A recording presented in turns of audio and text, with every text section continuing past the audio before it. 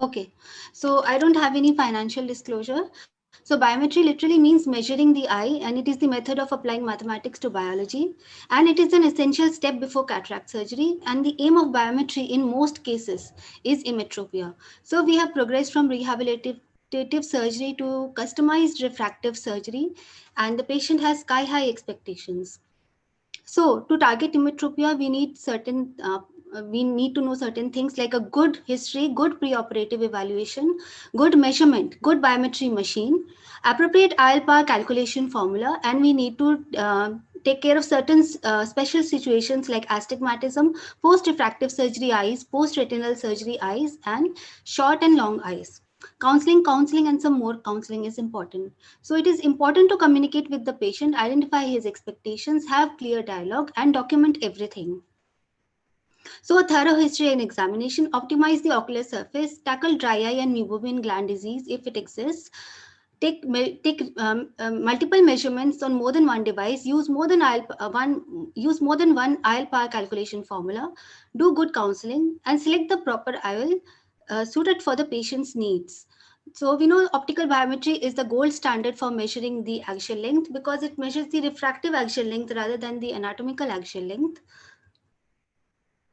It is suitable for certain conditions like pathological myopia, aphakia, pseudophakia, post-refractive surgery, and silicone oil-filled eyes. So coming to toric IOL calculations, posterior corneal astigmatism is something that we need to look into if we want to improvise our results in toric IOLs. Douglas Koch was the first to suggest posterior corneal astigmatism. It can be measured directly via Scheimpflug tomographers or theoretically via the Barrett toric calculator or the Abulafia-Koch formula incorporated in the Physiol calculator. Now, the Barrett toric calculator is very accurate and it is available at the ASCRS and APACRS websites. It was derived by Dr. Graham. Now, the Physiol toric calculator is as accurate as the Barrett toric calculator. Now, intraoperative aberrometry measures the eye's total astigmatism in the aphakic state, and although expensive, it may be a tiebreaker in certain situations. In case of a residual refractive error after toric IOL implantation, now whether to rotate or exchange or to do a refractive surgery, you can go to astigmatism fix or the Barrett RX. So the take-home points for this are the toric IOLs are the standard of care for astigmatism. Take multiple readings of the anterior corneal surface. Do not ignore the posterior corneal astigmatism. Ensure that the corneal astigmatism is regular. Use a good marking device and a good calculator. And do not ignore your surgically induced astigmatism, and you should be good to go. Now, coming to secondary IOLs, you may need to implant IOLs in certain situations. Now, this is the chart showing the IOL part that needs to be, or the power that needs to be subtracted when the IOL is placed in the sulcus compared to the bag power. But a rule of the thumb is that if you are going to place the IOL in the sulcus, then reduce the power by 1 diopters, and if in the antechamber, reduce the power by 2 diopters. In case of piggyback IOLs, we divide the power into the bag and the sulcus IOL. But if you want to do a piggyback IOL because of a refractive error, then you can go to Holiday IOL Consultant for the R formula. If you don't have it, then a simple rule of the thumb is the IOL power required is myopic error into 1.2 or hyperopic error into 1.5. You have certain other nomograms like the Gill nomogram and the Nichamin nomogram. Now coming to long eyes, patients with axial length of more than 25 to 26 are at high risk of suboptimal refractive outcome after cataract surgery. And if you use standard IOL power calculations, you may end up with an unpleasant post-operative hyperopia. So the recommended practices are use the Van-Cox modification of the optical biometry axial length, or go for the Barrett Universal 2 or the Hill RBF method. Now this is the Van-Cox modification. Barrett Universal 2 is one of the most accurate that we have, and the Hill RBF, which caters to high and extremely high myopia. We also have the Lada super formula, which has taken the five best formulae and has come up with this Lada super formula. It is based on big data and crowdsourced approach. Now, posterior staphyloma needs consideration. This may happen in high axial lengths and pathological myopia. The incidence increases with increasing axial length, and failure to recognize it may result in an unwanted refractive surprise after surgery. So, when doubting, when you think that a posterior staphyloma may be present, do a preoperative ultrasound and opt for optical biometry.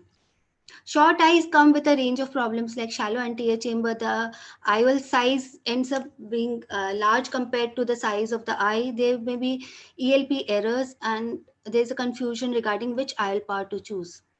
So optical biometry is the way to go. The choice of formula, there are several. We can use Haigis or Hoffa-Q for axial length less than 22 or Holiday 2. We can use Barrett Universal 2 and Hill RPF.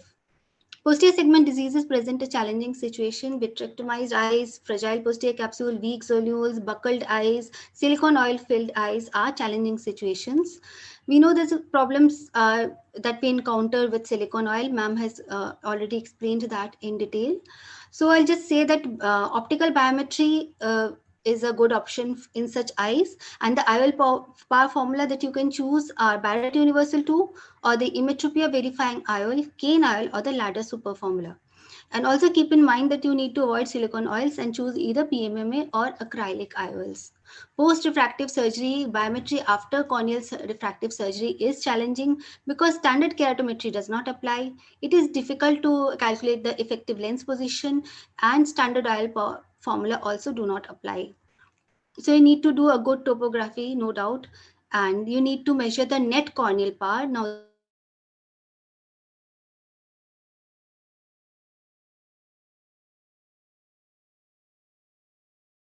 to calculate the effective lens position.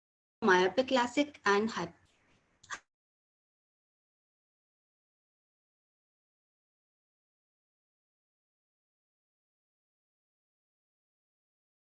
refractive calculator. So this is the table showing the IOL power formula at a glance. To sum up, history and examination is very important. You need to counsel the patient. Optical biometry is very important. Take multiple readings. Choose the appropriate IOL power formula.